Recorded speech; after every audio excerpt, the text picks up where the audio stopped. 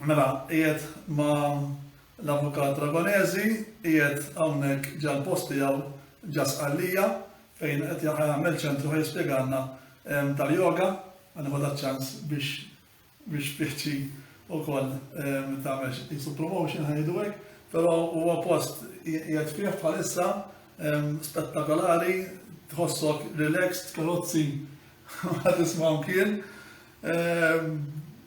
Jisek qiegħed f'dinja oħra, letteralment. Spjegalna ftit daqsxejn fuq dan iċ-ċentru x'għandek moħħok u x'inhu l-proġett. Iva, Mario, l-idea hi li ħajkun hemm ċentru ta' edukazzjoni fuq il-yoga, meditazzjoni, il-ħajja l-iktar naturali. Ġifieri mhux ħatkun ħaġa kummerċjali, ma jfissirx li nies ma jħallsux biex jagħmlu l-korsi, imma ma tkunx ibbażata fuq sistema kummerċjali, imma iktar fuq sistema edukattiva.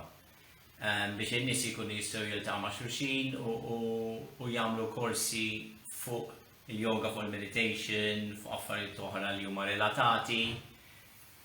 U eventwalment naħdmu ma' xi entità li tkun speċjalizzata ħafna f'dawn l-affarijiet, mhux ħadd tkun ta' parsi yoga jisek nofsu vaganza u nofsu ta' parsi yoga, imma ħatkun ma' xi entità jew entitajiet li huma jifhmu veru sew f'dawn is-suġġetti. U proġett kbir. Ġifieri kif qed nara jien huwa proġett kbir, naħseb Malta tibda proġett. Sissa Malta m'hemmx. U x'qed noħolmuh. Letteralment, u inti ħlomtu għamiltu pass il-bot minn Malta, għax pass. Ekku kull ma' pass. Pass nofsi aeroplan. Eżatt, jew vapur. U satem vapur, u letteralment sija biex tasal saw bil-karozza. Eżatt. Ġifieri pass il-bot. Illum qed nara ħafna Maltin u din xtaqt inqajjem wkoll li flok qed jitilgħu sfortunatament nista' ngħid lejn iż-żejjer viċin bħal huma Għawdex qed jażlu li jmorru fi Sqallija minħabba l-fatt illi Malta qed titlef Malta u issa anke Għawdex qed titlef il-karatteristiċi tagħha li kellha u l-sbuħija tagħha qed tiġi nażarda ngħid Malta oħra tajjeb dak it-trafik u dak il-ġen jiena xi 3 ijiem ilu mor Għawdex u letteralment imbagħad fit-trafik anke Għawdex fejn qabel tkun mor Għawdex tkun qiegħed iktar relax. Malta tlifnija, illum anke l-Prim Ministru qed jammetti illi Għawdex ma nġibuhiex bħal Malta, ma jidher illi Għandhem sejri. Allura il-Maltin qegħdin jażlu u rajna anke kien hemm fil-news milux illi Għawdex naqsu it-turisti Maltin u dan minħabba l-fatt illi il-Maltin issa qegħdin jażlu illi jitilgħu Sqallija, il-ħajja hija ferm inqas hawnhekk tal-bliħ hawnhekk tal-bliħ. L-ilma jiswa 5 cents. Tajjeb? 5 cents. Il-mhux qed jgħiduli u waqs Hemm minn fejn tista' tixtri 5 cents. Mur timla l-litru tiegħek u tħallas 5 cents għal kull litru li timla inti. Il-frott, letteralment, bxejn, il-frott hawnhekk bxejn. Birrini. Letteralment birrimi, għax jaqa' mal-art u kważi minn ġastiġar ġifieri hawnhekk l-art hija sinjura u l-Maltin qegħdin jieħdu ċ-ċans mitilgħu jagħmlu l-btara tagħhom propju fi Sqallija. U ħanejdu kif inhi, jiena fil-fjama tiegħi il-Maltin qed jisparaw propju għal saqajhom u l-Għawċin ukoll issa qed jieħdu l-eżempju tal-Maltin u jagħmlu l-istess u jisparaw għal saqajhom. Qed jaħsbu li l-proprjetà tinvesti fija u trendi, ma fil-fjema tiegħi Malta qed tiġi jsek għandek garax ta' mekkanik tajjeb titfa' żejt law titfa' żejt lem u tħammeġ il-post imma qed tużah biss għax-xogħol. U Malta jisa qed tiġi fil-fjema tiegħi post għax-xogħol. Ma nafx kif taħseb inti imma. Għafimni hemm ħafna problemi ta' ħafna nies, ħafna traffiku, ħafna bini, ħafna storbju. Ġifieri għalhekk fil-fatt ingħażilt illi nipprova nagħmel ċentru tal-yoga u għal-meditazzjoni f'post bħal da Sqallija għax sfortunatament fil-Gżejjer Maltin ma tantx issib postijiet iktar u iktar fil-kampanja fejn tista' takkomoda n-nies illi jkollok daqsxejn iktar tranquillità. Dik daqsxejn hija qed tkun problema. Eżatt, u apparti milli Malta, għax biex tista' tiżviluppa forsi fil-kampanja tagħmel dawn iċ-ċentri, imma sfortunatament nafu x'jiġri illum jagħmel kamra tnejn tliet erba' mbagħad taħħal nies nagħmlu hotel u għaddiju l-agroturizm u għaddiju kollox kien hemm issa proġett l-istess għall-agroturizm ma jtallawna x'kemm il-solari. Titlef L-idea oriġinali. Però għanet nifqax l-argumenti, għanamlu xejn general topic, xtaqt titkellem fuq xi ħaġa oħra, tajjeb u nifqu fuqha.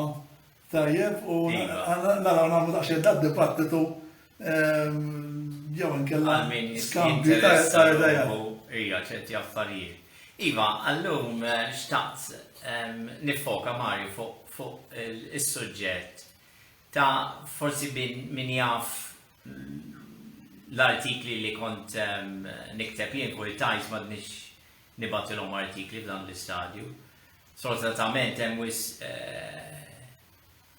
censorship dawn l-affarijiet, jekk ma titkellimx kif għandek titkellem ċerti affarijiet u ċerti affarijiet ma tgħidhomx, u mbagħad tibda tniggers ċerti interessi. Allura waqaftu m'għandniex nippubblika tramite xi gazzetta oħra f'dan l-istadju.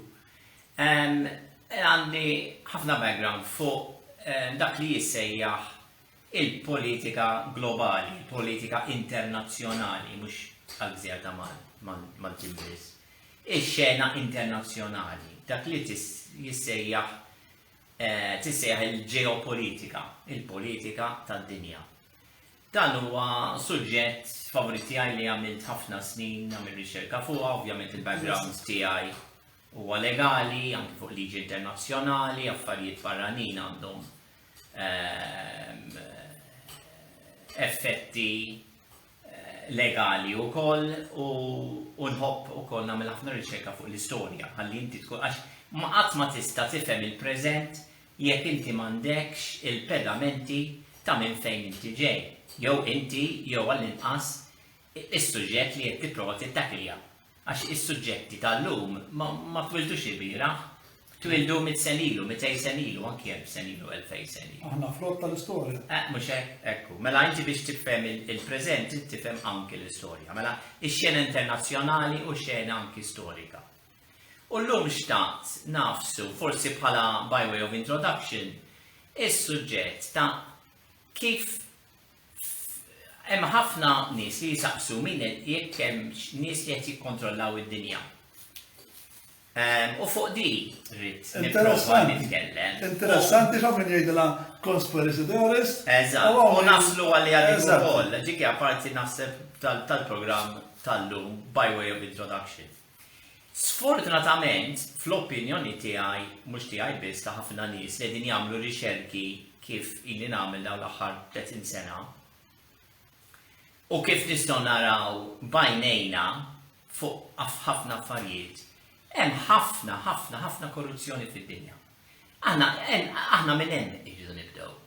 Id-dinja, min qed imexxi d-dinja, mhix qed ngħidlek ix-xena lokali, jew xena ta' xi pajjiż jew ieħor, qed ngħidlek fuq ix-xena internazzjonali, in ġenerali. Min għandu s-saħħa anki fil-passat, imma b'mod partikolari fil-preżent. Hemm ħafna korruzzjoni. Mhux il-korruzzjoni għax dik il-kumpanija jew għax dak jew għax ieħor. Il-korruzzjoni tant kibret li tista' tgħid li d-dinja hija mimlija daqs bajda. Mario, bil-korruzzjoni.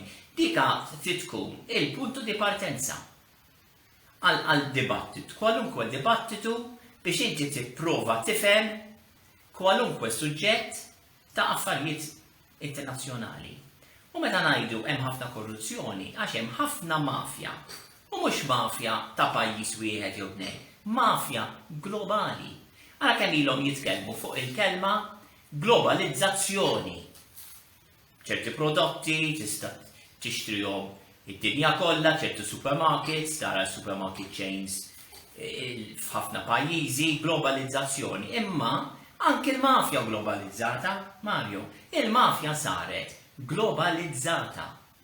U meta ngħidu mafja, mhux mafja biss, il-mafja u l-mażunerija. Dik hija kelma li ħafna nies ma jridux jisemmu. Imma biex insemmu kollox, il-korruzzjoni qed tiġi minn ħafna mafja globalizzata u l-mażunerija globalizzata. Bdejdu mażunerija, qed nitkellmu fuq għaqdiet, Għaqdiet segreti, fraternanza, għaqdiet segreti. U ħafna drabi dawn dis-segretezza kollha. Għalfejn? Għax il-mafja l-istess ħaġa, il-mafja organizzazzjoni segreta.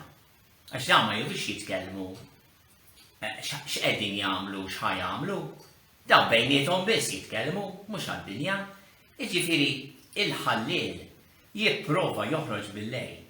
Għax hu jipprova jisraq fid-dlam, mhux apertament. Ġifieri dawna hemm dak gruppi ta' nies li għandhom intenzjoni partikolari, L-intenzjonijiet ta' korruzzjoni u poter, flus u poter, għax sfortunatament daw saru il-leads tal-lum, il-flus u l-poter, anki fil-passat biex niftehmu, il-flus u l-poter. Meta nitkellmu fuq il-mafja, nitkellmu ngħidu iva xi organizzazzjoni, organized crime, din jippruvaw jagħmlu xi ħaġa li tkun mafjuża, għaw l-Italja għandhom liġi li hija tissejjaħ assoċjazzjoni għad-delinkwere, jiġifieri jekk inti tassoċja ruħek ma' nies li huma mafjużi, dik diġà reat biss jekk tassoċja ruħek magħhom. Dik hija liġi importanti ħafna. Ħalli inti x'in titfa' il-xibka tiegħek tkun tista' taqbad iktar nies li jkunu involuti fil-rejati. Imbagħad hemm il-mażunerija. Il-mażunerija x'inhi differenza? Ma tantx hemm differenza kbira. Il-mafja forsi hemm nies illi jreġġu il-mafja fit-t-shirts, ikunu libsin bil-t-shirts, bil-jeans, ma jkunux ta' ċertu forsi edukazzjoni, mentri il-mażuni huma l-mafja bil-pulit. Min jilbes l-ingravata u bil-ġlek, l-edukazzjoni, marlek l-università, għandu xi pożizzjoni, biex niftehmu daw il-professjonijiet kollha, ikun hemm nies, mhux kulħadd ta' biex niftehmu, imma daw il-mażuni jipprovaw jfittxu avukati bħalna, għax avukat għandu ċertu influenza, ċertu saħħa, ifittxu it-tobba, ifittxu l-pulizija, ifittxu l-imħalfin, jippruvaw jidaħlu. U il-mażunerija l-problema hi illi dawn jieħdu ħalfa, illi ma jammettux illi huma parti minn xi soċjetà sigrita. U jaħalfu illi jipproteġu lil xulxin. Li jipproteġu lil xulxin. Jiġifieri, jekk xi ħadd jikkommetti reat u ma tiġi quddiem xi pulizija li ħajjinvestiga, jew xi avukat li ħajkun qed jirrappreżenta n-naħa l-oħra xi vittma, jew xi mħallef, dawn huma obbligati illi jaqbżu għal dik il-persuna l-oħra li tkun magħżuna wkoll. Jekk ma jaqbżux għalhekk hija xi ħaġa, hija kanser Mario, hija kanser għas-soċjetà. Il-mażunerija hija kanser għas-soċjetà.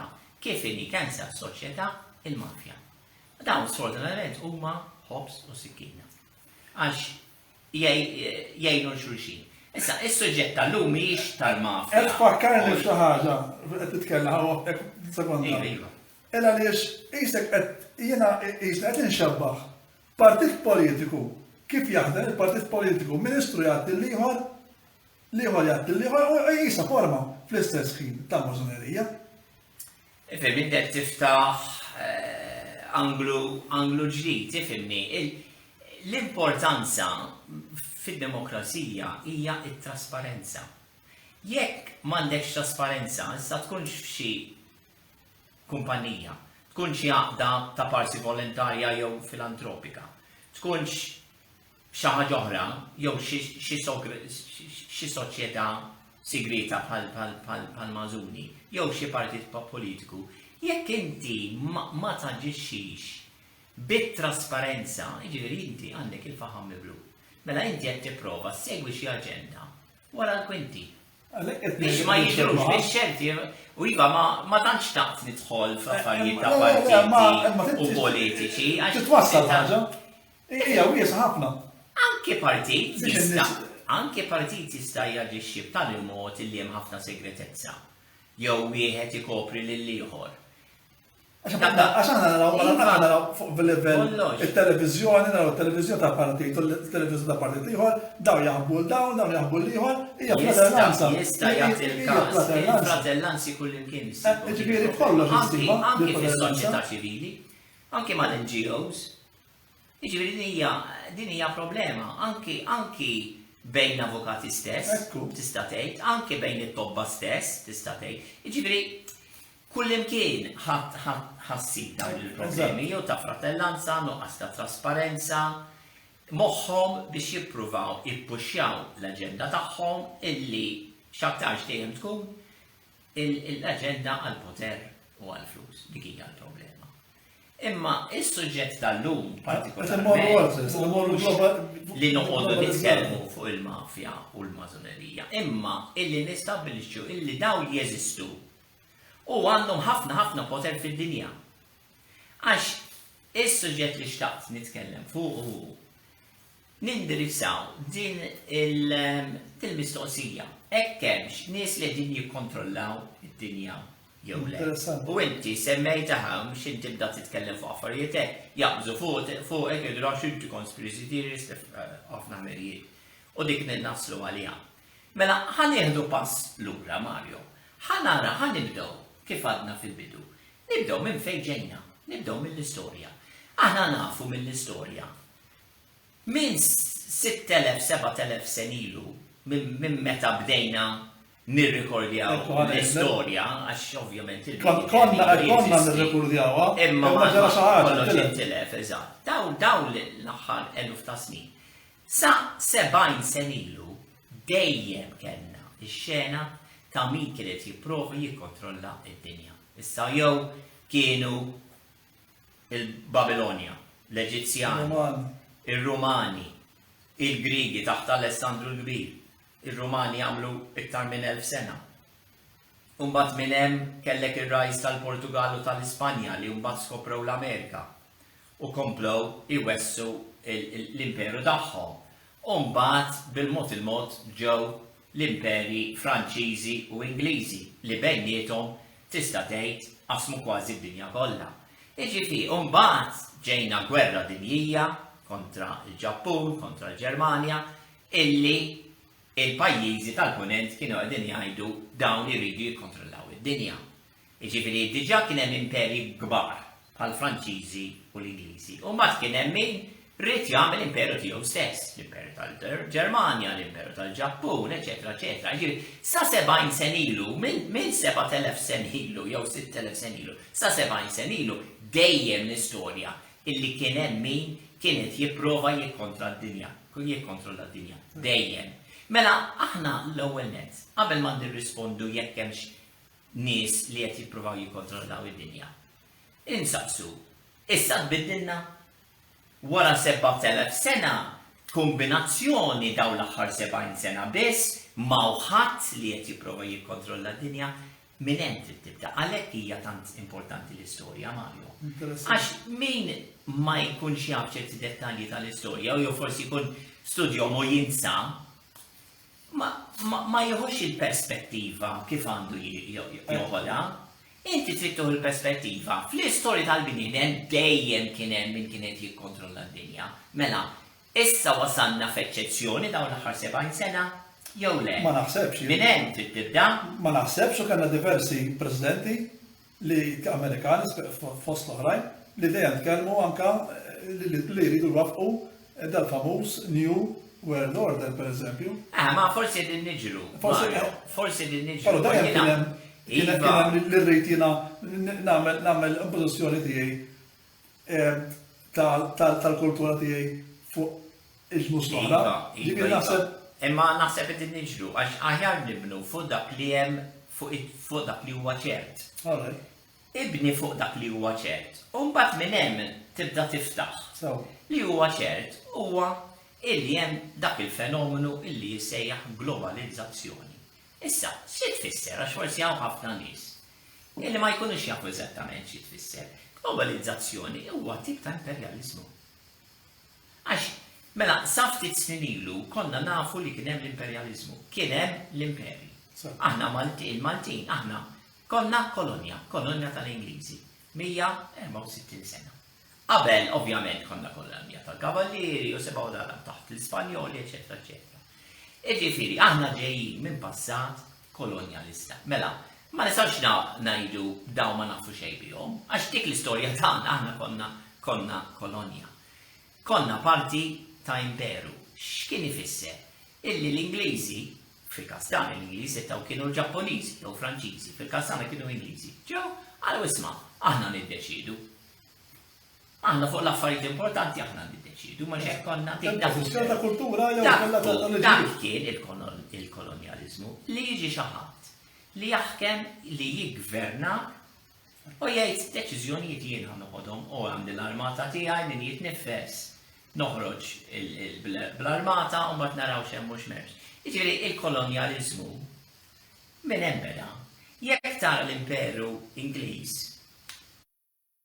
meta tilfu l-imperu tagħhom ġewwa l-Amerika għax kien hemm il-gwerra tal-indipendenza, u infirdu mill-Ingliżi. Bdew jafsu fuq l-Lvant u daħlu ġewwa l-Indja u l-Indja kienet tissejjaħ, nużaw espressjoni mill-Ingliż tagħhom, the jewel in the crown. L-Indja kienet the jewel in the crown tal-Imperu Ingliż. Min ma jafx, forsi, illi meta daħlu, qegħdin ngħidu xi 200 sen ilu perjodu ieħor, ġewwa l-Indja. L-Indja kienet it-tielet pajjiż l-iktar rich sinjura fid-dinja. Temnuha di. Meta telqu l-Ingliżi fil-19 min għalija 48 jew 47. Wara ġamdi. Min għalija 48. Spiċċat l-Indja fost l-iktar foqra. Dak xi fisser. Ġie xi ħadd u beda jixrob u jiekol u jieħu kollox il-minerali, ir-rikkezzi kollha. Il-kolonjaliżmu hija bbażata fuq dik, fuq l-isfruttament. Sfortunatament, jista' jkollok kumpanija fejn hemm sfruttament tal-impjegati. Jista' jkollok pajjiż li qed jisfrutta pajjiż ieħor. Huwa l-istess kunċett ta' sfruttament. Dak kien il-kolonjaliżmu. Issa llum jgħidu le l-imperjaliżmu ma jeżistix iktar ta' x'ma jeżistix iktar. Żgur li jeżisti. Il-kolonjaliżmu illum sar kull ma għamlu tbidlu l-libsa. Eżatt. Bidlu l-wej. Bidlu il-wej. U llum il-ġurnata nitkellmu fuq neokolonjaliżmu, jiġifieri kolonjaliżmu ġdid. X'ikun kolonjaliżmu ġdid? Mela inti jiena tajtek l-indipendenza għax wara t-tieni gwerra kien hemm tibdil fil-liġijiet internazzjonali, il-United Nations Charter u fil-United Nations Charter stess tgħidlek illi kull poplu għandu dritt għall-indipendenza. U minn hemm il-pajjiżi bdew jiġġieldu għall-indipendenza. Mela bil-fors kellhom jingħataw l-indipendenza. X'għamlu? Baqgħu deħlin ċerti pajjiżi kbar. Jippruvaw jisfruttaw dawn il-pajjiżi sal-lum il-ġurnata. U kif għamlu għadi? Għamlu bil-pulit. Jidħlu ikollhom l-accountants ditti kbar enormi tal-accountants u tal-awdituri, jagħmlu ta' parsi l-esperti tagħhom, jidħlu ġo dak il-pajjiż, jitkellmu mal-gvern dak il-pajjiż, jgħidu isma' għamilna dar-rapport. Dettaljat. U skont dar-rapport, il-pajjiż li huwa mhux avvanzat għax jiskom ma tantx għandkom affarijiet avvanzati bħalna, nistgħu intellawkom il-fuq. Nistgħu nibnu il-portijiet, l-airport, power stations, toro, eccetera, eccetera. Jibnu ħafna infrastruttura. Bl-iskuża illi bl-infrastruttura dak il-pajjiż ħajjimxi l-qudiem. Imma mbagħad xejn tiġi għad-dunkwe. Tajt imma il-flus biex nagħmluhom dawn l-affarijiet minn fejn jiġu. Dak ħalli fidejna, issa ndaħlu il-World Bank, indaħlu l-International Monetary Fund u jiselfu il-flus. Mhux jagħtu, mhux grants, jiselfu l-flus. Mela il-pajjiż il-fqir ħajjiddejjen. Ħajjiddejjen, imma laqisek qed tajtek ħadd iddejjen. Imma mbagħad ħajkollok il-frott, Il-problema hi illi l-frott spiċċa jaqa' mhux fil-ħall tal-pajjiż li qed jipprova jiżviluppa. Jaqa' fil-ħall tal-pajjiż li huwa diġà sinjur għax jgħidlek isma'. Issa ġimgħa minnilkom ir-rapporti, għandna l-esperti, għandna l-kumpanniji tagħna li jistgħu jagħmlu l-portijiet u l-power stations u jħaffru ż-żejt, eċetera, eċetera, u sebgħu tagħna. Tridu tużaw il-kumpanniji tagħna tal-pajjiż tiegħi. Mela inti ħadd iddejjen. Ħadd tagħmel kuntratti ta' miljuni kbar ma' kumpanniji fil-pajjiż tiegħi, ħadd iddejjen mal-banek illi mhumiex banek li huma pubbliċi għax fl-aħħar mill-aħħar il-flus qed jiġu mill-banek privati, mela ħadd iddejjen mal-banek li huma privati mill-punent. Ħadd tagħmel kuntratti ma' dawn il-kontratturi kbar tal-pajjiżi tal-punent u jien nikol u jien inkompli nikol u inti tispiċċa tiddejjen. U jekk ikun hemm pajjiżi U noħodlok. u jibdew u daw jiddejnu Sakemm nasrek. u jasru u daw jiddejnu u ta' parsi kellhom dawn ir-rapporti fejn kienu ħajamlu ħafna flus daw il-pajjiżi li kienu din jiżviluppaw u ma jkunux għax bażikament min ikun kien. U ta' parsi jimlowlek rasek illi inti ħaġġib il-pajjiż tiegħek il-qudiem ħadd iġġenera jiġifieri ir-rota tal-ekonomija tiegħek ħadd tkompli ddur iktar. U ma tkunx. Tkun iddejjint miegħi u jiena l-kumpanji tiegħi jekk ilu u dak mhux kolonjaliżmu. Dak huwa neo-kolonjaliżmu. Jiġifieri meta ngħidu huwa l-każ illi hawn min qed jipprova jikkontrolla d-dinja, ngħidu hemm il-provi lampanti. Għax x'in tara l-isbilanċ bejn il-pajjiżi sinjuri u l-pajjiżi l-oħra.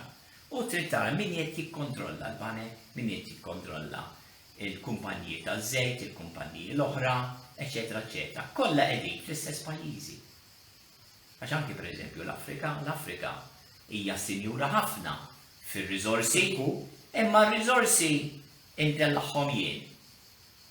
Nagħmel il-mining u ntellaħħom jien. U mbagħad nipproduċi l-prodotti jien mir-riżorsi tiegħek u inti tispiċċa titħallas peanuts. Jiġifieri dak huwa. Apparti li mbagħad nikkorrompu l-ikbarat. Eżatt, u għalhekk jiena bdejt bil-problema tal-mafja globali. Il-mafja hija globalizzata. U qegħdin sqallija fejn 30 sen ilu dis-sena kienu qatlu żewġ maġistrati li issa saru famużi ħafna, Falcone u Borsellino fin-1992 u kienu jafu dawn kienu inquiring investigating magistrates. Jiġifieri mhux jisimgħu il-kawżi, dawn kienu qishom prosekuturi, kienu jagħmlu x-xogħol ta' investigating prosecutors. Imma kellhom l-status ta' maġistrati li kellhom iktar saħħa.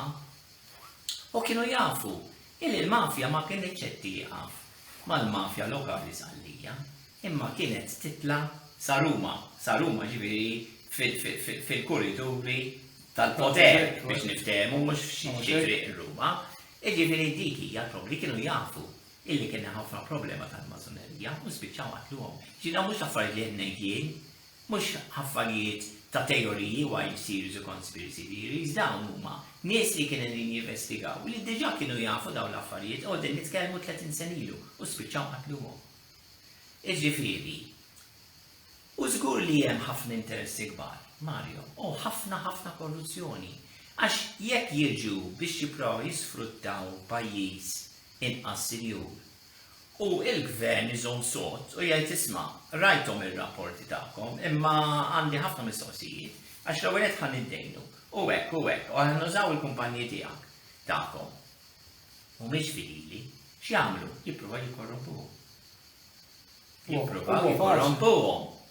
Għax, għak ma faċli jgħidu ġew il-pajjiżi tal-Afrika tal-Asja baqgħu lura il-politiċi tagħhom huma korrotti. Sorry il-korruzzjoni tkun min qed jinxtara, imma min qed jixtri wkoll.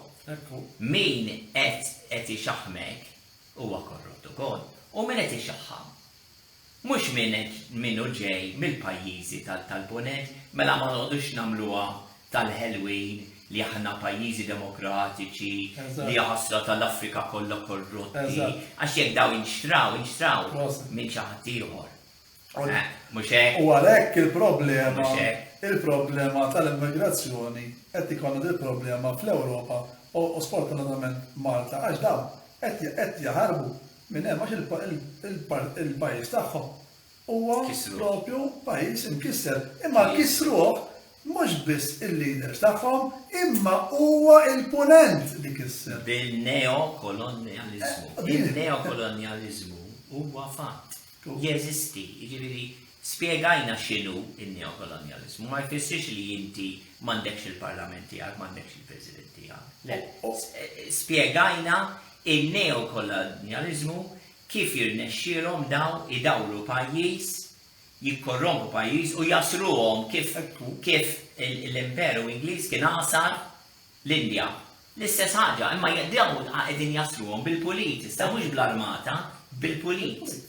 Dik hi l-problema. U issa n-nies, anke n-nies jekk tisma' n-nies fit-triq, jgħidulek għax aħna patriotti u sew qed tagħmel l-Amerika, u sew qed tagħmel ir-Russja, però mhux qed jindunaw. Illi propju minn qed jikkorrompi huma l-punent. U minn hemm ġej il-problema li għandna il-pajjiż tagħna qed ibati minħabba l-immigranti li ġejjin minħabba il-punent. Dak huwa fattur ieħor. Verament Malta m'għandix tort, f'dak kollu, imma. Le, aħna Malta, fimni, m'għandniex plejers kbar. M'għandniex plejers kbar illi jistgħu avolja, plejers żgħar xorta jistgħu jagħmlu fouls.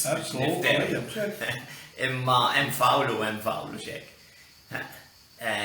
Jiġifieri il-pajjiżi l-kbar għandhom iktar saħħa li jkorrompu, li jixtru il-ħaddieħor. U jekk jaraw illi ċerti presidenti, prim ministri ma jistgħux jixtruhom dawn il-pajjiżi li qed jiżviluppaw, jibdew jedduhom. Jekk ma jaslux bil-flus, jaslu bit-teddiq. Jew sanzjonijiet xi ħaġa apertament, jew jeddu lill-ministri jew prim ministri b'mod dirett, personali. Isma' għandkom il-familja, jew ħa toqgħodu kwieti u toqgħodu għal daw kollha u għandkom il-miljuni deħlin fil-bwiet tagħkom bħala politiċi. Jew jekk ma toqgħodux, jiena qed inkellmek bil-kelma tajba. Jekk ma naslux jienu int biex niftehmu, u mbagħad jiġu ta' warajja. U mbagħad għandhom tattiċi differenti hekk jibdew. U inti ma tkunx twilit il-bieraħ, tkun qed tifhem x'qed jgħid. U anke jekk ma tifhimx x'qed jgħid, wara jiġi xi ħadd ieħor, u mbagħad jagħmel arm twisting iktar u jibda jeddek.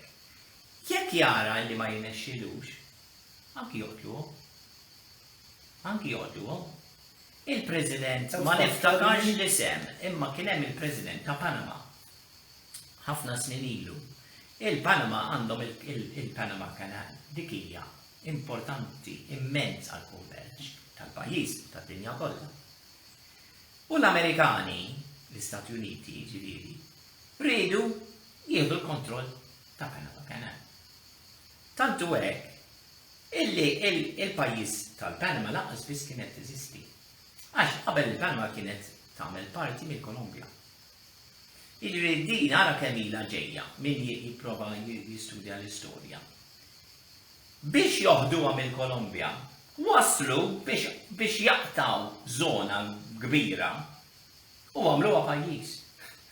U għamluha pajjiż Panama. Għalhekk spiċċa diġi. Kienet parti mill-Kuba. Twaqfet il-Panama. Kienet parti mill-Kuba Panama. Le. Il-Panama kienet parti minn Kolombja. Ah, sorry, mill-Kolombja. Minn Kolombja. Ġifieri Biex dawn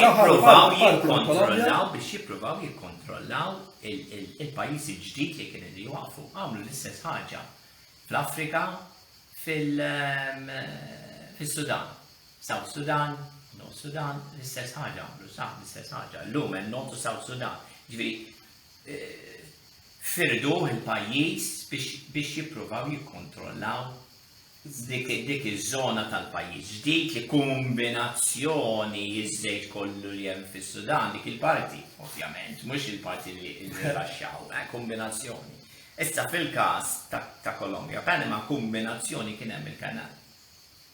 Imma mbagħad anki meta kien pajjiż indipendenti mill-Kolombja, kien hemm president ma niftakarx ismu, illi ma rridx jiġtara għal di is-Suez Canal tant hija importanti għal pajjiżi illi jien m'iniex ħanċedija. M'iniex ħanċedija għax jekk inċedija, ħanċedija dejjem. U għallhom il-Ministru tiegħu stess u anke il-familja tiegħu stess. Ta' għada pitada ħajoqtluni. Għada pitada x'għadha jiġi ħajoqtolni. Imma fuq di m'iniex ħanċedi.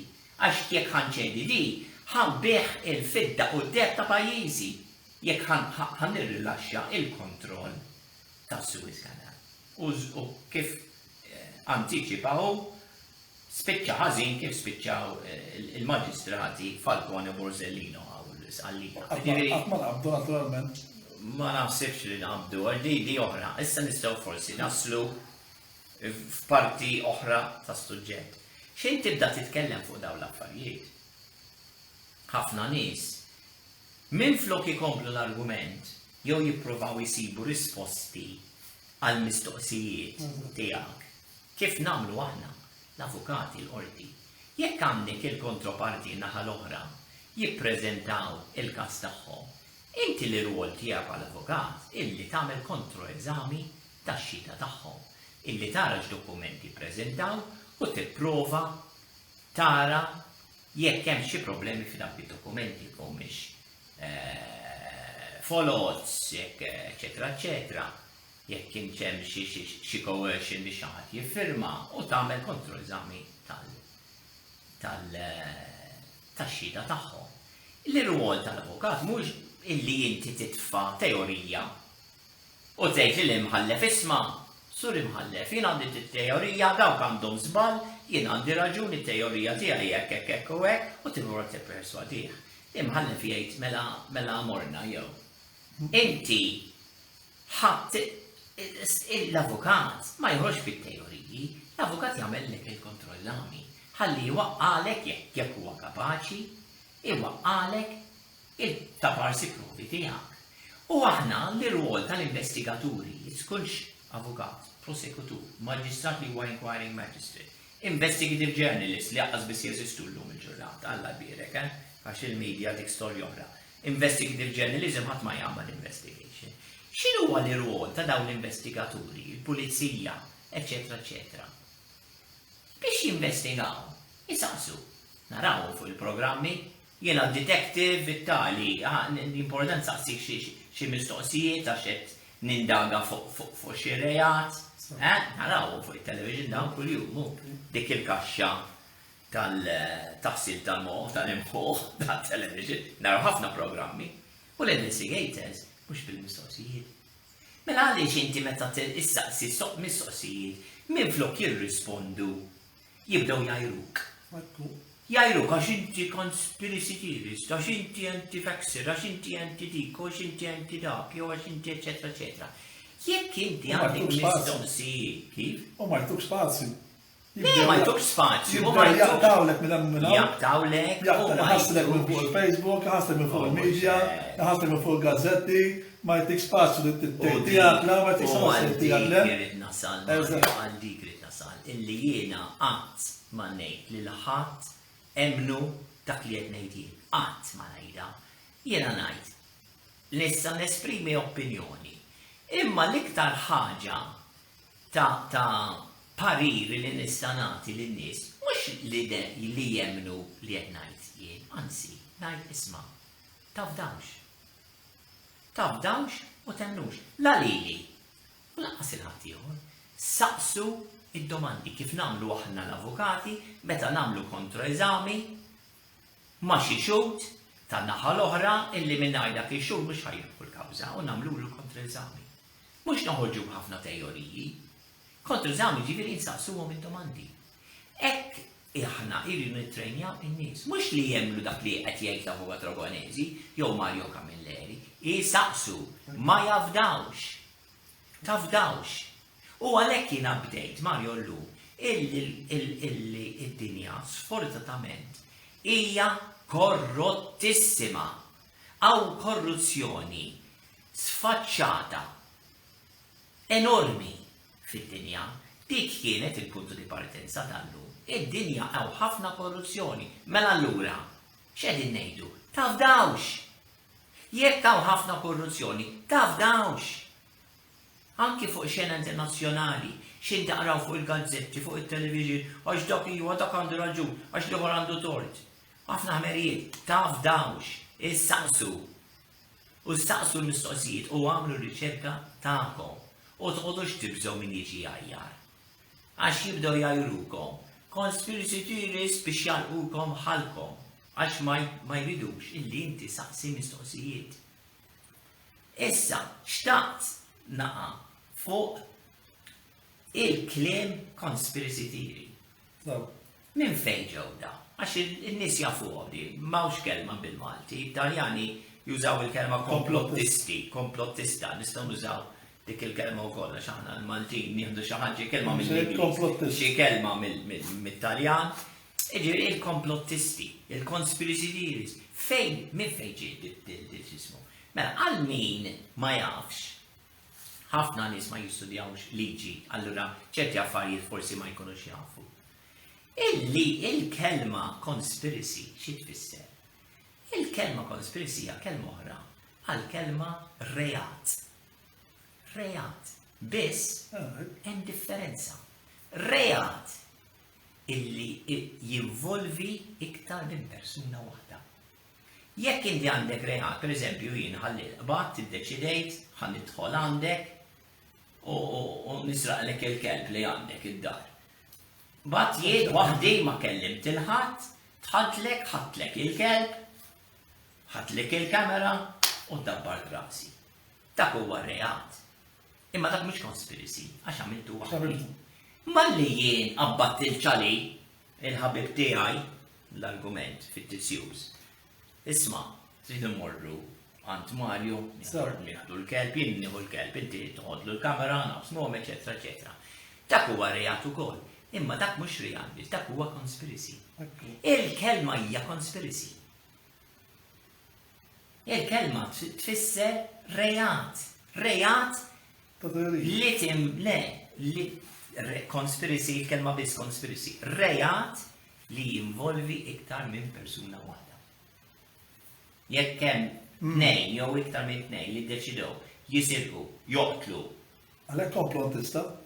Għalhekk komplottista li toqgħod sew komplottista. Għaxna, puntu, għalhekk ġejja komplottista x'plot għax huwa plotting.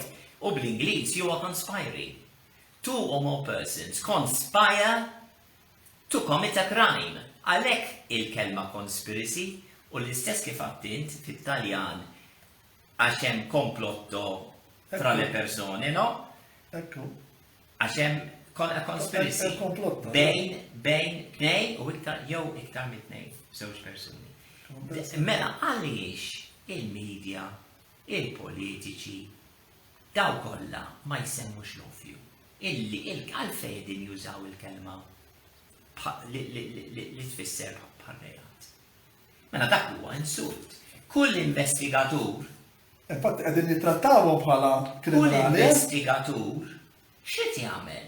Qed jinvestiga reati. Qed jinvestiga il-conspiracies. Ir-reati li jinvolvu iktar minn persuna waħda huma conspiracies kollha. Ix-xogħol tal-prosekuturi, tal-pulizija, tal-maġistrati, tal-imħalfin, tal-inquiring magistrates, Falcone, Borsellino, dak xogħolhom. Il-pulizija kollha, l-investigaturi kollha tad-dinja, x'inhu huwa xogħolhom? Aħna l-avukati, prosekuturi, min huma prosekuturi, x'inhu huwa xogħol tagħhom? Jinvestigaw ir-rejati u l-conspiracies. Mela għalfejn waqqajna dil-kelma tant importanti legali, issa mi xejn conspiracy. Immaġina li minn flok użaw il-kelma conspiracy, rejat, u iwa dawn huma crime theorists. Isu ma jeżistix il-crime. Għax ġibu minn saqsi, daqs li kieku komplottista. Minn saqsi, u tjamel daw teoriji. Le, edin iwaqqawh fil-ridikulaġni. Edin iwaqqawh fil-ridikulaġni, fil-ridikulaġni. Isom edin jgħidu illi ir-reati kważi ma jeżistux. Ir-reati li involvu iktar minn persuna waħda, isom ma jeżistux. Dik hija l-problema. Jew qed iġibuh bħala reat, il-min jgħid daw teoriji. Le, mhux iġibuh bħala reat. Iġibuh, għax il-Facebook pereżempju jaqtalek, inaqqilek il-kambat estremisti. Il-medja permettlek l-ewwel ma tikx iċ-ċans titkellem. Le, ma jtux iċ-ċans. Mela allura qed iġibuk bħala kriminal. Jippruvaw jaħbu. Qed iġibuk, qed titfaq ma' kriminal. Inwassal il-messaġġ lin-nies il-min inkellem jew fuq platform bħal dan anki fit-triq. Taf dawx. Għamlu riċerki tagħkom, kif nagħmel ir-riċerki? Jien, inti, ħaddieħor, min ma jagħmilx ir-riċerki ma jistax joqgħod fuq dak li jgħidu l-gazzetti, fuq dak li tgħidlek it-television. Ma tistax toqgħod fuqhom iktar. Għaliex kollox huwa konness illum il-ġurnata. Kollox huwa konness. Għax jgħidu għax indipendenti, ma hemmx indipendenza. Hemmx indipendenza. Ġewwa l-Amerika hemm 5 kumpanniji illi għandhom 97 kważi 100%, 97% tal-medja kollha ġewwa l-Amerika. Meta ngħid il-medja kollha, il-magazines, il-newspapers, il-television, il-Hollywood, il-radio, kollox. Ħames kumpanniji. Ftit snin ilu Mario kien hemm 5,000 kumpanija. Minn 5,000 spiċċa 500, minn 500 spiċċa 50. Issa minn 50, anzi biex nikkorreġi li nnifsi mhux 5, 6 hemm. 6 kumpanniji kbar. They own everything. Part fil-medja, imma anke huma stess, mun huma li jikkontrollawhom dawn.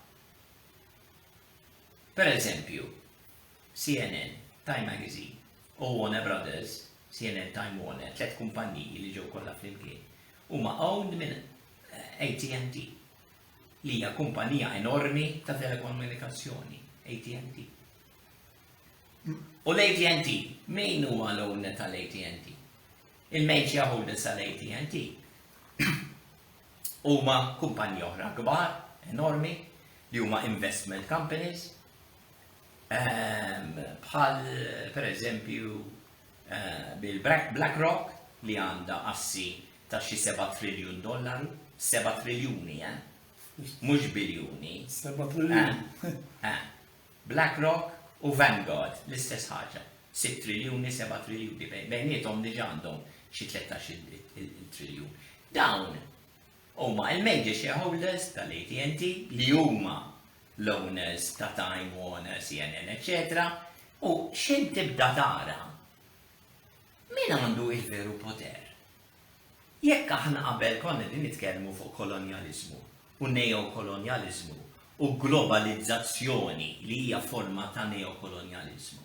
Xi fisser? Li dawn il-kumpaniji bil-mergers kollha issa saru illi huma il-proprjetarji ta' kważi l-kumpaniji kollha. Mela għandek l-imperializmu. Istess, puntu. Qabel kellna l-imperaturi. U slate. U kellek xi sultan law, u xi re, u xi imper. Kienu spaċċatament fil-wiċċ. Kienu fil-wiċċ. Issa llum min huma. Sama se Għandek ċerti familji li għandhom il-banek, il-kumpanji l-industrialisti kollha. Kollox għandu. Jikkontrollaw l-ikel tagħna. Il-processing tal-ikel tagħna. Jikkontrollaw il-żejt, il-gas, kollox jikkontrollaw. Jikkontrollaw il-medja. Kollox jikkontrollaw. Allora, dan mhux tip ta' imperializmu. Ekku, għarridej. Meta qabel, per eżempju, waqajna mhux biex noqogħdu niffukaw dejjem fuq l-Imperu Ingliż, għax kollha l-imperi kollha l-istess, imma meta l-Imperu Ingliż ħadu daqshekk dawk ir-rikezzi kollha mill-Indja mill-Afrika. Min kien qed jiekol? Mhux l-istess 20, 30, 40 familja. Jumbat kellhom il-palazzi, xintalmu l-Ingilterra enormi, eċetera, eċetera. Jiġifieri, fl-aħħar mill-aħħar. U l-poplu Ingliż kien f'qejr. Xejn tibda taqra Charles Dickens ta' dak iż-żmien, tara l-faqar li kien hemm min ra il-films ta' Charles Dickens. Ġifieri daw l-aħħar. Jara fil-films il-faqar li kien hemm dak iż-żmien, jiġifieri anki meta titkellem fuq Imperu Franċiż, Imperu Ingliż, għalhekk kien hemm ir-Rivoluzzjoni Franċiża. Għax volja il-Franċiżi kien pajjiż sinjur u kien hemm ħafna sfruttament u l-istess l-Ingliżi. Imma min kien qed jiekol? Mhux l-istess 20, 30, 40 familja. In-nobli, min kien jiġi mir-re, l-imperaturi, eċetera, eċetera. Ir-reġina jew ir-re tal-Ingilterra kienu imperaturi tal-Indja. Għalhekk Queen Victoria kienet tissejjaħ Empress of India, ġifieri anki kienet imperatriċi. Daw kollha ir-rejiet, il-familji nobli, issa llum il-ġurnata min huma l-familji nobli. Jew il-familji nobli tal-antik. Jew kellha l-bankiera, min għandu l-banek, min għandu l-industriji, taż-żejt, eċetera, eċetera. X'tbiddel. Għalhekk bdejna mill-istorja. Daw l-aħħar 6,000 sena, 7,000 sena, dejjem kellek dawk il-familji li kienu din jippruvaw jikkontrollaw kollox. Mhux kwestjoni għax mill-punent jew pajjiż wieħed jew pajjiż ieħor. 4 familji, 20 familja, 100 familja huma jikkontrollaw. Dejjem hekk kienet. Dejjem hekk kienet Mario. U sallum il-ġurnata ma tbiddel xejn. Min jaħseb illi m'hemmx tip ta' imperjaliżmu jew kolonjaliżmu, neokolonjaliżmu, globalizzazzjoni, jużaw il-kelma apertament globalizzazzjoni ħadd mod jiċċab. Jekk tifhem x'inhi il-globalizzazzjoni, tara ir-relazzjoni bejn il-globalizzazzjoni u min qed jiekol mill-globalizzazzjoni hija huwa tip ta' imperjaliżmu. Mela ma tbiddel xejn. U mhux każ għax dak il-pajjiż għax l-Amerika għax l-Ingilterra, għax il-biċċa kbira tan-nies huma bħalna. Il-biċċa kbira tan-nies mhumiex biljunarji u triljonarji. Hemm l-istess 4 familji, 20 familja, dawk huma l-problemi. Dawk huma l-imperaturi u l-imperatriċi tal-lum. Issa mhumiex familji antiki, jew familji ġodda, jew familji tal-aħħar 20 sena, jew tal-aħħar 200 sena, jew bankiera. Dak li qed jikkontrolla d-dinja. Jiġifieri min jiġi jgħidilkom għax jew daw kollha conspiracy theories. Temnuhomx. Anzi, dak huwa insult. Għax jippruvaw jinsultaw il-min jipprova jisaqsi u jara x'qed isir u kif qed tiġi kontrollata d-dinja. U min juża kelma bħal conspiracy theory qed jipprova jitwarrab mill-argument. U għalija, bir-rispett kollu lejn dawn in-nies li jħobbu jużaw dawn l-insulti, huma jew imbeċilli għax m'għandhomx idea x'qed isir. Jew fidili, jew jilabuha tal-fidili, jew mixtrijin. Jew mixtrijin. Jiena għalija red flag. Kull min jgħid, x'conspiracy jiena għalija red flag. Jiġifieri dan jew qed jipprova jaħbi. Jew miskin moħħu ma tantx jagħtih, jew fidil. Jew biex jagħtalek diskorsu biex jagħtalek diskorsu biex iwaqqek għaċ-ċajtu, Taf x'jgħidu l-Ingliżi? Sticks and stones can break my bones, but words can never hurt me. Toqgħodux tibżgħu bil xi kelma. Mux jiġi għallax conspiracy theories, inta xanti dis, xanti dak, xanti jek, xanti jek. Toqdux tibżaw, għaxam ħafna nies li jibżaw. Illi malli xaħat jajrek conspiracy theories jibżaw, le minix ta, minix, xieġiviri.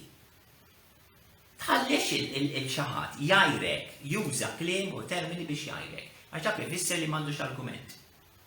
Ma jfissirx li inti għandek tajjar li jilu, imma mandekx tafdaħ. Dak li najlek. Min juża dawn il-klim, mandekx tafdaħ, għax il-rimela da tipprova jabbi. Da mandux argument. Dik hija importanti, għax is-suġġetti kollha li nistgħu nitkellmu fil-ġejjieni kollha ħajjirriflettu fuq dak li għadna illum. Għax jaqbżu fuqkom, jew jaqbżu fuqna, għax il-conspiracy theories u għana diġà aħna indirizzajnieh. Dal-problema. Todux tibżgħu għal dawn l-akkużi għax conspiracy theories naħmerijiet. Tridu ma tafdawx u għamlu ir-riċerki ta'kom sess għal kollox, għal kull prodott li tieklu, għal kull prodott li tieħdu. Għamlu ir-riċerki ta'kom, għax il-prodotti qegħdin hemm biex jagħmel flus u profitti xi ħadd ieħor, mhux għal ġid tagħna. Għax id-dinja kif sfortunatament, id-dinja kif. U dawn jistgħu jaraw. Jistgħu jaraw minn prodotti żgħar, pereżempju ħasemmi ċuċata, is-soft drinks, is-sigaretti u ħafna prodotti proċessati, kif dawn, pereżempju, qegħdin fis-suq, meta dawn jaqtlu tant nies fis-sena. Ġifieri dawn baqgħu għaddejjin jinbieħu mingħajr anzi qabel kienu jservu anke fl-isptar sigaretti tmur tiġi n-ners u tgħidlek li kien hemm perjodu 40 sen ilu Mario fejn kellek fuq ir-riklami ċerti tobba li kellin jirreklamaw is-sigaretti qegħdin nitkellmu xi 50 sen ilu, 60 sen ilu biex niftehmu. Imma dan li kienet ir-realtà għalhekk importanti l-istorja biex dawn l-affarijiet ma ninsewhomx. U ta' bilħaq forsi nistgħu ma nafx kemm fadlilna. Le, ħin fadlilna. Ħin fadlilna, rajt. Ma forsi morru. Le, m'hemmx ħaġa. Ta' min isemmi, jien inħobb nosserva. Dik importanti ħafna li nosserva. Mhux li nsiru ifhimni obsess. Li ma tgħix, imma tosserva interessanti. Illi, għal min forsi ma jafx, legalment, sa ftit snin ilu ħafna pajjiżi biex l-industrija farmaceutika tirriklama il-mediċini ma setax, kienet illegali. Ma setawx jirreklamaw il-mediċini. Għaliex? Għax il-mediċini mhijiex ħaġa isek inti qed tirriklama karozza. Rajt jiena nirreklama dik karozza dat-tip ta' karozza xi tiegħi kemm fancy u xi ħadd jisuq hekk jew sabiħ jew sabiħa insomma l-istess mutetti jirreklamaw.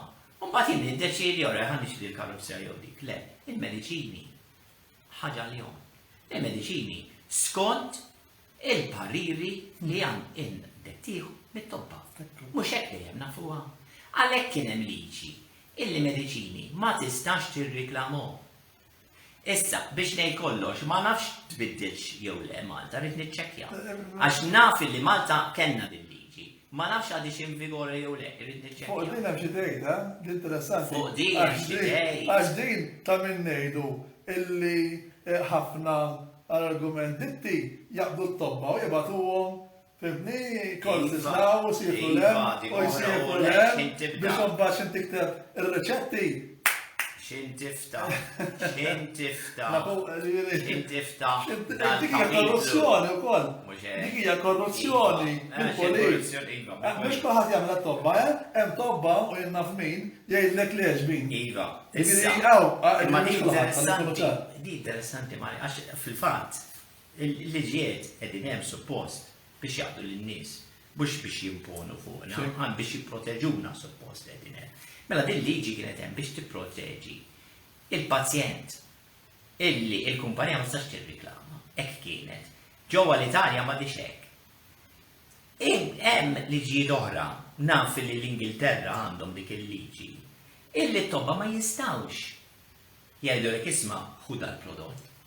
Il-tabib jgħidlek l-active ingredient li trid tieħu, jgħidlek għax inti x'inhu huwa l-irwol ta' tabib? Għandu żewġ irwoli. Irid jara x'għandek, jipprova jifhem x'għandek, u mbagħad jara kif ħajranġak, kif ħajfiek. Għandna l-professjonijiet kollha hekk, trid tkun inġiniera, periti, għandna l-avukati. L-ewwel tipprova tidentifika l-problema. Fil-każ tat-tobba il-marda hija l-problema. Fil-każ tal-avukati problemi oħra. Tidentifika l-problema, u mbagħad tidentifika s-soluzzjoni. Fil-każ tal-mediċina s-soluzzjoni hija kif ħajfejquk. Jiġifieri il-professjonijiet kollha huma bbażati fuq l-istess ħaġa. L-ewwel tidentifika il-problema, u mbagħad is-soluzzjoni. Mela, x'inhu mbagħad it-tabib jiġi biex jipprova jagħtik il-treatment mediċina. Jgħidlek trid tieħu datti dit-tip ta' mediċina. U ma jgħidlekx id-ditta. Skont il-liġi l-Ingilterra, għax ma jistax. Biex jaqtaw dil-konnessjoni bejn l-industrija farmaceutika li tibda eżatt, li t-dur Għax jisibu ħajduru mal-lewza biex propju mbagħad ikun il-fornitur it-tabib li f'dal każ jgħid isma' morħu għall-argument id-ditta. U inti dik id-ditta ma tkunx taf inti bħala pazjent ma tkunx taf li id-ditta il-datta li tabib qed tibagħtu korsi sal-argument l-Amerika tal-professjonal. Għalhekk l-Ingliżi għatawha u l-Ingliżi qalu le ma tistax, ma jistax. Inti tista' tgħid dit-tip ta' mediċina. U mbagħad inti tmur. Issa mhux probabbli biex probabbli t-tobba li qed jismgħu qed ngħid hekk jgħidha conspiracy theorist. Imma jafu li qed ngħidu huwa minnu. Imma għal-wiċċi nies, għal-wiċċi nies, hekk kienu jmorru jgħidu, għax temmudna, ma di conspiracy theorist, dawk balla ħmel qed jgħidu, ma fil-verità jafu li vera, huma jafu. Kelma conspiracy theory hija red flag. Oqgħod attent minn dak li joqgħod juża lil dak. Għalhekk qed jipprova jaħbi. Appuntu, għall-mistoqsija li tkun hemm tweġiba, mhux ħafna tajjib. Jekk ma mhumiex kapaċi jwieġbu, jiġifieri hemm xi problema. Imma biex inkomplu fuq din l-istorja tal-reklamar. Mela allura f'ċerti pajjiżi issa daħlu illi jistgħu jirreklamaw il-mediċini. Mela Alla jbierek, aħna saqlija jiena min jara it-television Taljan jinduna illi hemm xeba adverts ta' mediċini ħafna. Mhix noqgħod insemmi li huma.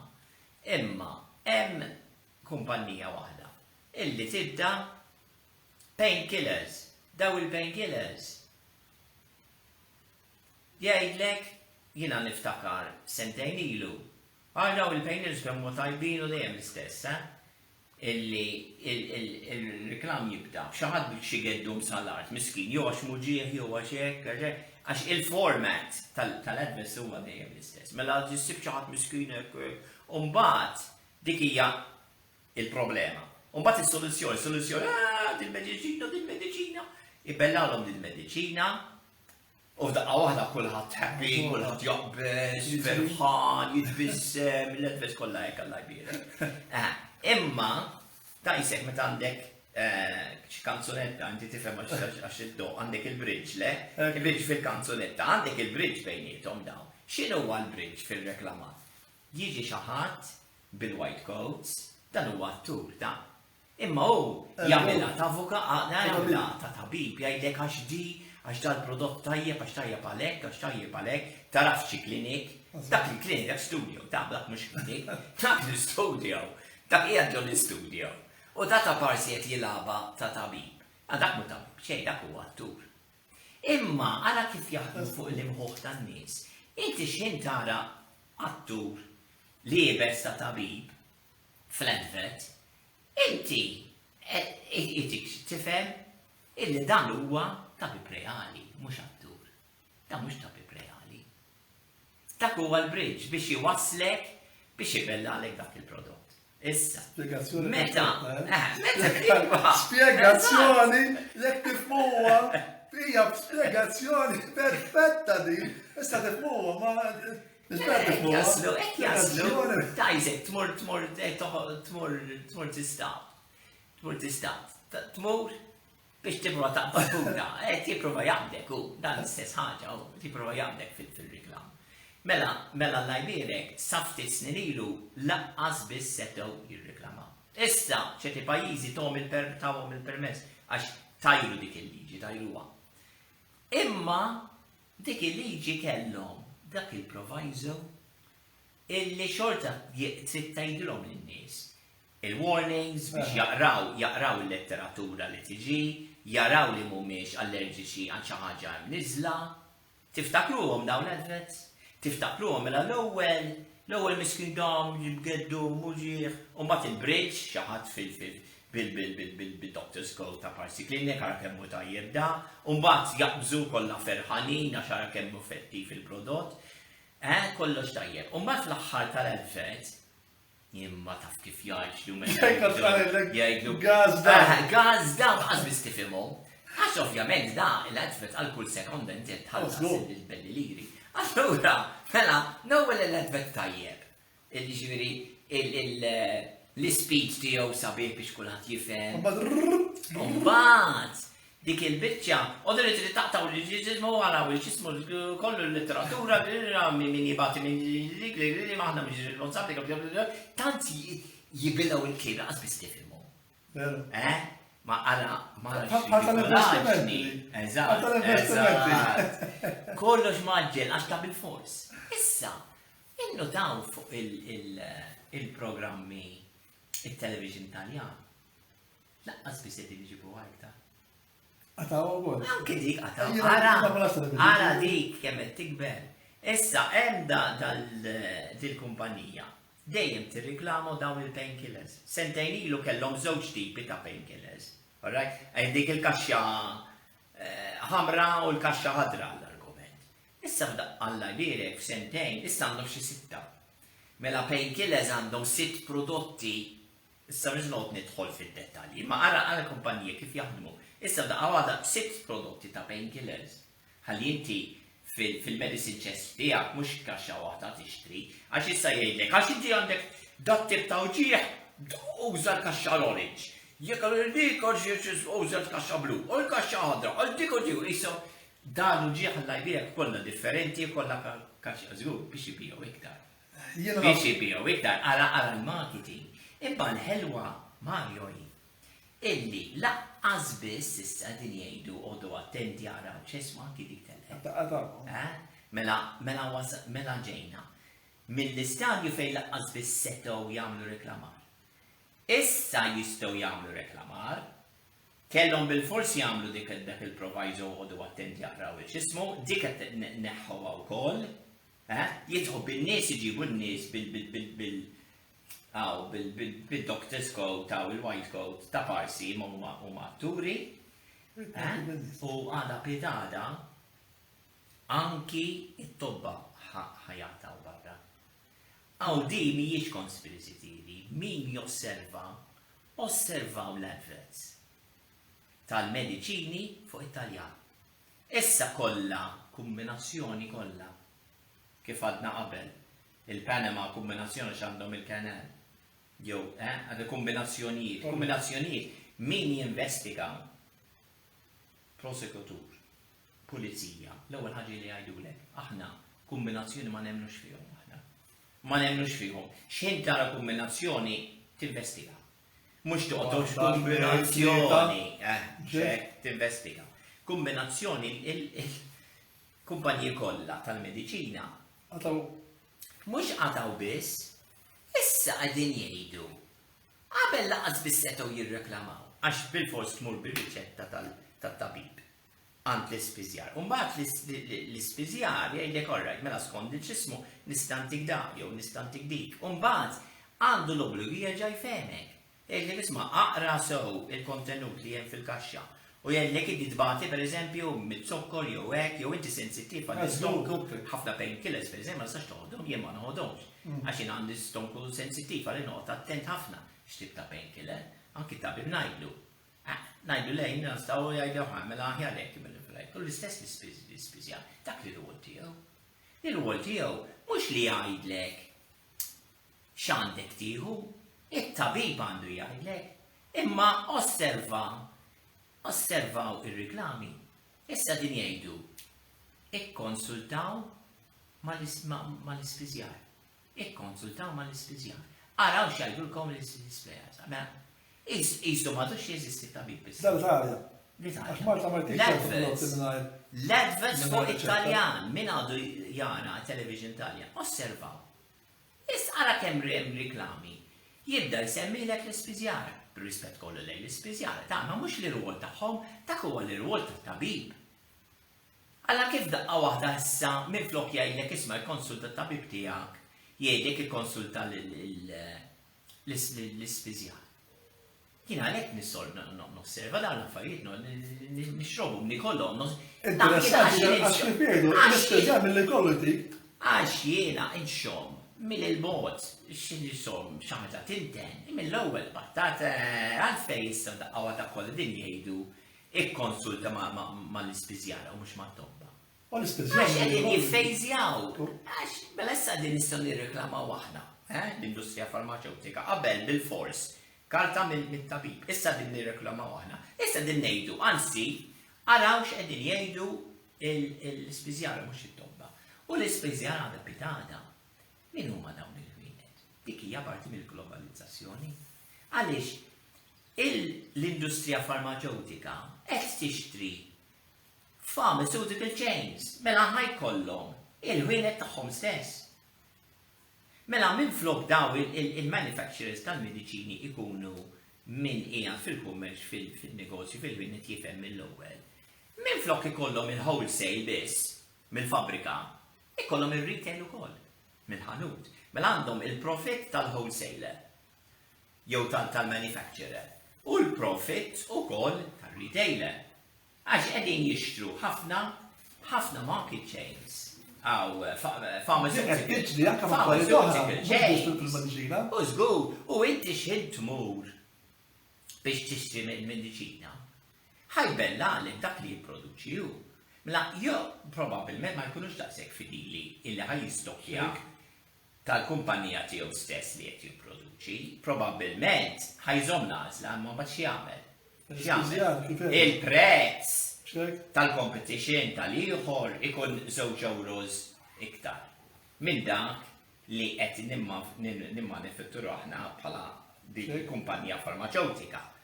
U mbagħad inti x'ħed tgħidlu, per eżempju l-għallu isma' tini da, jgħidlek all right, imma nista' ntik ukoll da. Għataj all right, x'inhi differenza? Le xejn ta' huma l-istess l-istess, imma di tiswilek iktar €2 iktar per eżempju. Mela inti x'għataj? Mela tini l-oħra. Qed ngħidu l-ispiżjar milli kollu dik, u dik milli jrid. Imma jekk għandi d-ditta per eżempju, ma semmi xejn, spejt tal-imniħen per eżempju, ilu tal-imor, mux titnekkijaw, kollok naqsa influenza. Jillek, għedhom dik id-ditta, jillek mandiġ tandi minn di per eżempju, jew speċjat li jew sma ġiddin. Mniex ġdida, ovvjament għax kollok tal-profit.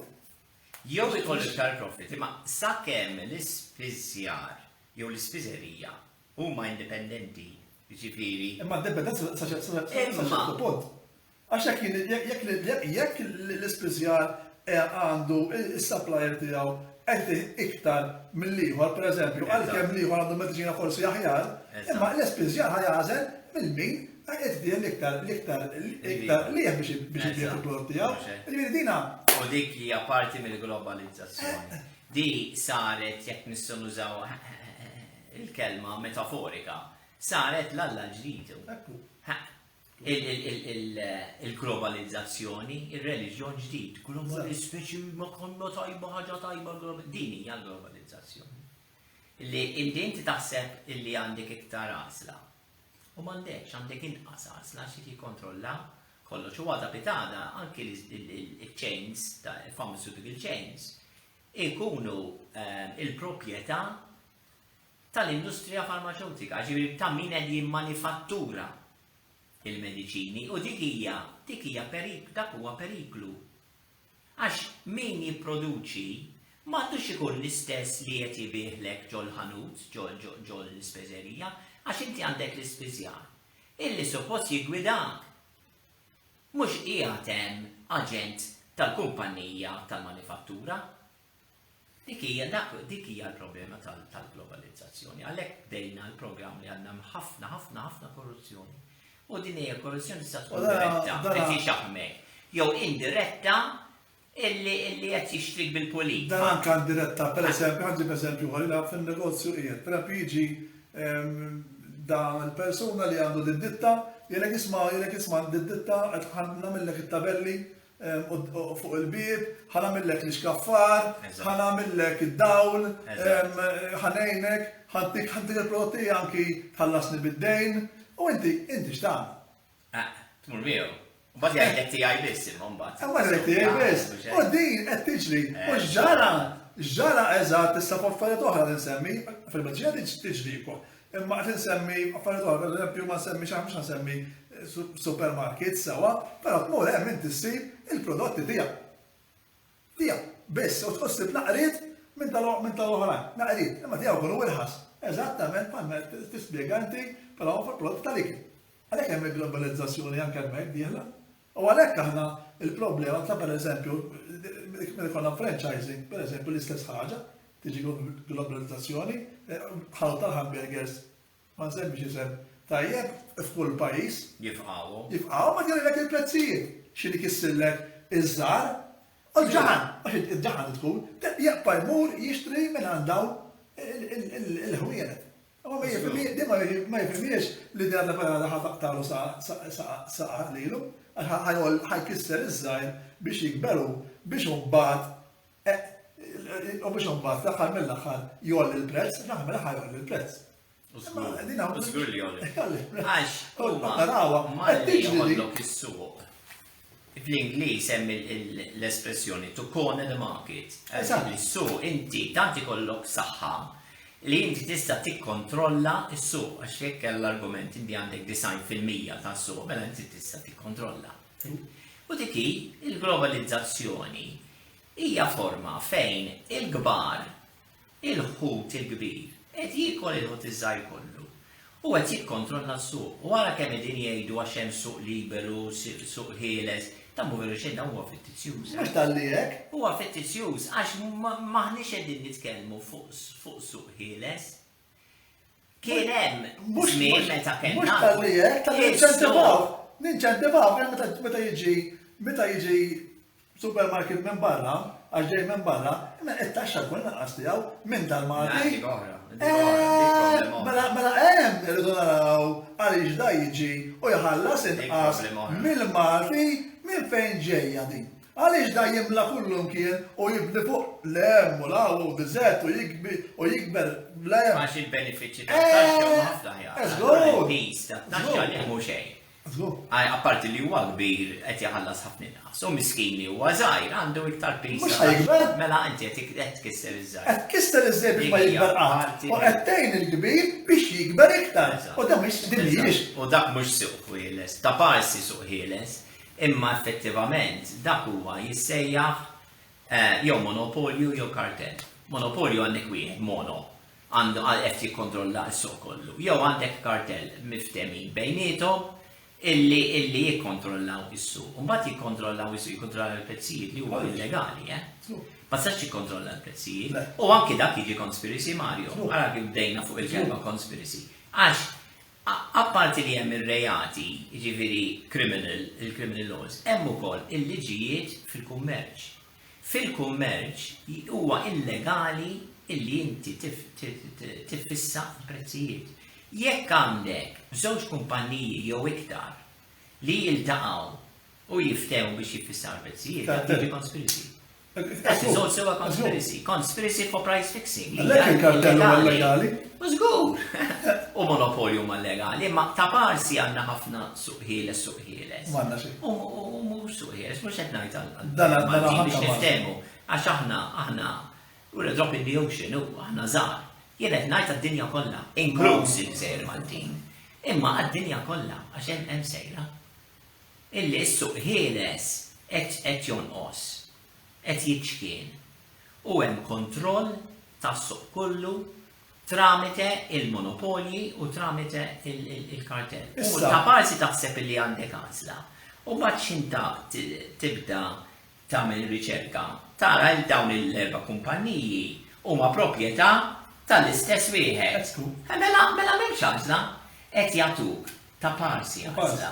Dawn jistgħu jaraw, għax meta jmorru dawn is-supermarket minn smijiet, jiċċekkjaw il-kaxxi, pereżempju tal-għodda, huma kollha b'ditta waħda, kollha ta' ditta waħda, mela hawnhekk qed tinduna illi dan il-negozju qed għandu fabbrika jew għandu fabbrika li qed taħdimlu OEM. Tajjeb, u tibgħatlu x-xogħol li lu biss dan jikber u fl-aħħar mill-aħħar jixtri lil dik il-kumpanija wkoll. Allura, jew xi shares, jew jidħol fija, xi mod jew ieħor. Mela, appuntu, jiġifieri mhux ħajkun supplier biss. Ħajkun supplier u retailer ukoll. Għattara kif qed tikber il-ħuta kbira. U din qed jagħmluha anke n-negozju Martin ġamata, pereżempju mhux ħansemmi ditti naħseb li jifhmu tajjeb għandhom fabbrika u mbagħad għandhom il-ħwienet retailers tagħhom ukoll. Ovvjament ħajoqtlu lil dak li m'għandux il-fabbrika. Ħajoqtlu għalfejn għax ma jistax ibih ma nsemmu xejn l-istess prezz ta' ir-retailer li għandu fabbrika li jew kellek ibih l-istess prezz, ma sta jkollu l-istess liħ għax jieħdu liħ mill-produzzjoni. Ġifieri meta il-gvernijiet, l-awtoritajiet qed iħallu dawn l-affarijiet isiru, kull ma jagħmlu qed ikissru n-negozji iż-żgħar u tiskantaw tinxab il-unions bil-kemm jitkellmu jew jitkellmu xejn, tajjeb il-korpi l-oħra jiżgħu qegħdin jeżistux. Hemm ħafna infiltrazzjoni. Ovvjament għax hemm ħafna korruzzjoni. Hemm ħafna korruzzjoni, ħafna infiltrazzjoni għax il-kbarat, kumpaniji kbar, l-industriji kbar, jinfiltraw il-unions, jinfiltraw il-gazzetti, jinfiltraw il-parlament, jinfiltraw il-gvern, jinfiltraw. U ma tibdew il-sponsors fuq il-television u fuq qabel l-aħbarijiet u wara l-aħbarijiet ħafna programmi ta' ħafna nies famużi biex ma semmix il-min tajjeb li jagħmlu programmi ta' diskussjoni ikollhom il-dawn l-sponsors qawwin li jagħtu l-luf tal-euros u dawn ovvjament mhux ħajtħaddet kontra min qed jimlilu l-bwiet u dik hija forma ta' korruzzjoni, mhix korruzzjoni diretta, hija forma ta' korruzzjoni huwa kontroll. Aħna l-news tagħna ma ħadniex riklami, ma rridniex nieħdu sponsors, jekk nieħdu xi donations iva, però sponsors ma nieħdux, biex ma nieħdux kontrollati, biex ma jaqlix ħalli. U mbagħad il-fatt li min qed jisponsorjak huwa kontrollat minn xi kumpanija ikbar kif semmejna qabel. Li CNN Time Warner huma il-proprjetà ta' AT&T. AT&T għandhom ħafna kumpaniji ta' telecommunications, mobiles, u 4G u 5G. Mela tista' timmaġina it-Time Magazine jew CNN ħaj jippruvaw jikkritikaw xi ħaġa fl-industrija tat-telekomunikazzjoni, ma tarax. U tapplika kollha l-Malta din, għodu attenti f-għajnejkom sew. U f-għajnejkom sew. Eżatt, u jekk AT&T stess hija il-main shareholding tagħhom jew shareholding kbir huwa ta' pereżempju kif semmejna il-BlackRock jew il-Vanguard li huma investment companies qawwijin li għandhom it-triljuni ta' dollari investiti fl-industrija ta' żejt, fil-gas, fil-banek. Allora ħaj jikkritikaw, jew l-industrija tat tabak, eċetera, mill-istess ħaġa. Mela mhux it-telekomunikazzjoni biss, minti ħadd tikkritika, minti ħadd tikkritika l-ħadd. Għax kollha qegħdin proprjetà tal-istess nies. Mela x'medja indipendenta? Ma tistax tkun indipendenti, jekk inti tkollok sponsors, ma tistax tkun indipendenti. Le mhux sponsors. Apparti l-sponsors, apparti huma x-shareholders il-kumpaniji ta' parsi li huma media company. Eżatt. Inkluż Malta, biex nifhem. Użgur, Malta rampanti naħseb għax Malta fċokon aktar kapaċi ta' ħaddak li jkun biftit. Għodu attenti mill-media, mhux biex noqogħdu ngħidu kontra ta' kull ieħor, imma tabdawx. Żgur, ta' Għax b'daċċa kulħadd għandhom l-interessi tagħhom. U intkom għandkom l-interessi li tixtru il-prodotti li huma tajbin għal saħħitkom, li huma good for purpose, ngħidu bl-Ingliż, jiġifieri li huma tajbin. Għamlu riċerki tagħkom. U anke mhux prodotti biss, anke xi tisimgħu in-news, għodu attenti. Għax għall-Iberiek, ir-Rumani kellhom dil-politika, divida et impera bil-Latin, divide and rule. U di ila dawn l-aħħar 2000 sena l-istess politika. Wirduha mir-Rumani. You divide and rule. Mela il-pajjiż maqsum żewġ partiti. Isna pereżempju min huwa għall-futbol l-Ingliż jew futbol Taljan, allura jekk inti mat-Taljan jiena mat-Taljani. Imma pereżempju ħadd kost illi rebħu it-tim Ingliż tan-nisa.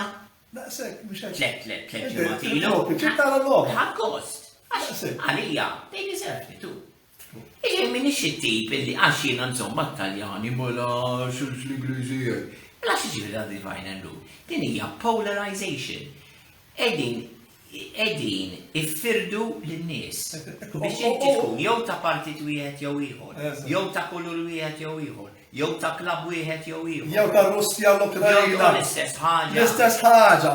Għax din oħra, li jgħidu ħafna patriotti Maltin, li jgħidu x'joħna patriotti Maltin, u mbagħad itallaw ir-Russja u r-Russja u r-Russja. Mhux qed jindunaw. Mhux qed jindunaw li dawn qegħdin kull ma qegħdin jagħmlu qegħdin jiżgħu biex iġelduhom. Ma n-nies l-oħra li jżommu mal-Ukrajna u jitqabdu dawn, u jitqabdu patruġin fuq il-Facebook u divide and rule. L-istess, ma jindunawx. Kull ħaġa. Ħoseb pajjiżek mhux għax iżomm ma' Putin u jew mal-Ukrajna. U mal-Ukrajna u f'nafin. L-agendas tagħhom huma dejjem moħbin. Dejjem hemm l-agendas huma interessi kummerċjali. Ma ta' mhux biċċet maċċuġ. Dawn nies intelligentissimi. Dawn nies intelligentissimi u jużaw il-medja. Ekku. Mela. Ma nafx biex forsi biex nibdew nikkonkludu. Ekku, ġew għalina. Ġew jiġbruna. Ġew jiġbruna l-ħbib. Dak jgħaddu għarajna. Ġew jiġbruna l-ħbib. Le, ġifiri naħseb dejjem hemm l-interessi. Jiena l-istent tiegħi meta jkun hemm problemi tal-gwerer u hekk huwa dejjem illi l-gwerra għandha tiġi evitata. Jiena I am anti-war biex niftehmu. Jekk jiena anti xi ħaġa, jiena anti-war għax bil-gwerra dejjem ibatu n-nies. Imma meta jkun hemm gwerra, ma tistax tgħid illi wieħed iswed u l-ieħor abjad. Għax din hija this is being infantile. Daw it-tfal ta' 4 snin jaraw id-dinja hekk. Id-dinja mhijiex abjad jew iswed. Jiġifieri meta jippruvaw jiddemonizzaw to demonize the other side, oqgħod żgur illi hemm interessi politiċi, finanzjarji, eċċetera. Għax biex ikun hemm gwerra, irid ikun hemm problemi miż-żewġ naħat. Jekk naħa vera trid paċi, il-paċi ħassiba. Ekku. Mela, tiġix tipprova tuqqal xi ħadd u tgħid dak demonju mhux demonju u aħna l-qaddisin. Għax jekk inti pereżempju l-Ewropa vera ridet il-paċi ġewwa l-Ewropa, kienu jaslu għal paċi ġewwa l-Ewropa. Imma qed ngħid li jiena favur xaħat li jagħmel gwerra biex niftehmu. Għax jiena l-gwerra dejjem ħażina, imma tippruvax twaqqa il-ħtija fuq naħa waħda biss. Għax dak huwa infantili. Għax qed jippruvaw ibellaw in-nies bil-ħmerijiet. U tħallix il-min jużak. Qed jużaw. U tħallix il-min jużak. Saqsi, iftaħ moħħok, iftaħ għajnejk u iftaħ widnejk. Ekku. Mela qatt ma nara. Għandna ħaddieħor għal. Mela, nikkonkludu. Trid nikkonkludu ftit. Nikkonkludu.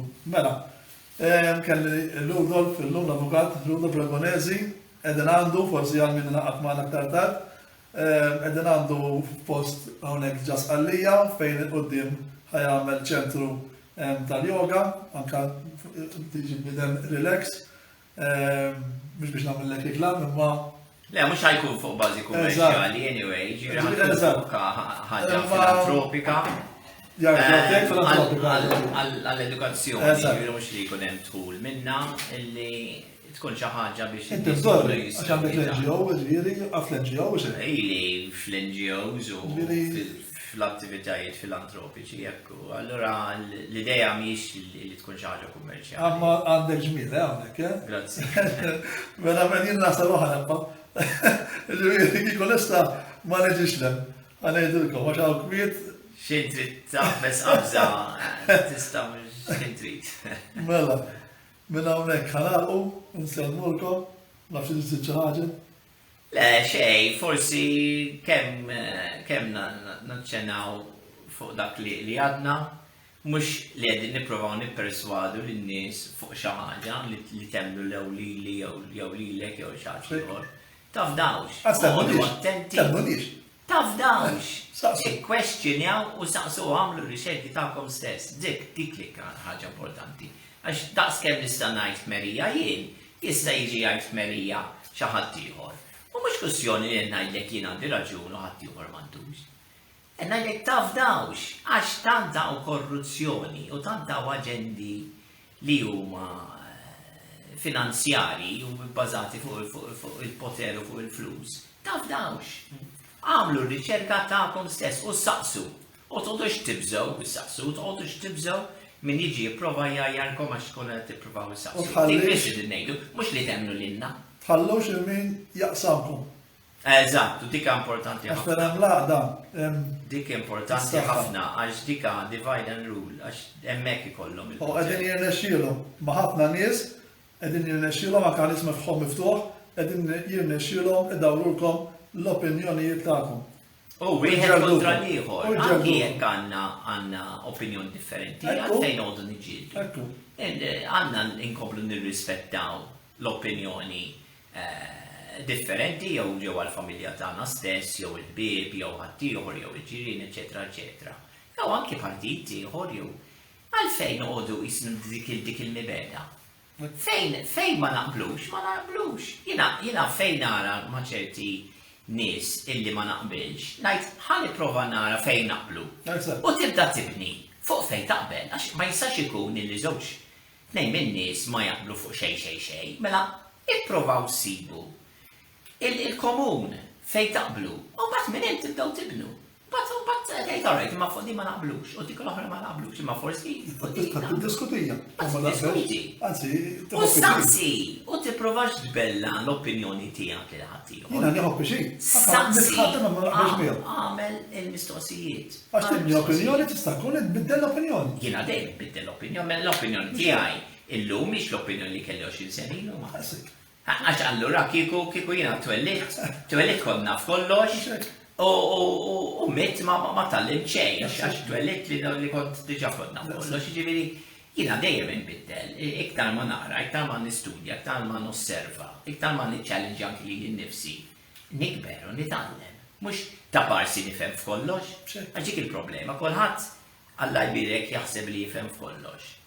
U ifisser dak li maħniex qegħdin niċċallenġaw lilna nifusna u maħniex qegħdin nisaqsu il-mistoqsijiet u nikkwestjonjaw biżejjed. Mela hawnhekk insemmulkom u għadna ħajkun lajf ieħor jiena u Rita minn Malta. Ħanejda sfortunatament, ġifieri. Għaxik waħda minna. Imma insomma. Dar oħra. Dar oħra. Insemmulkom.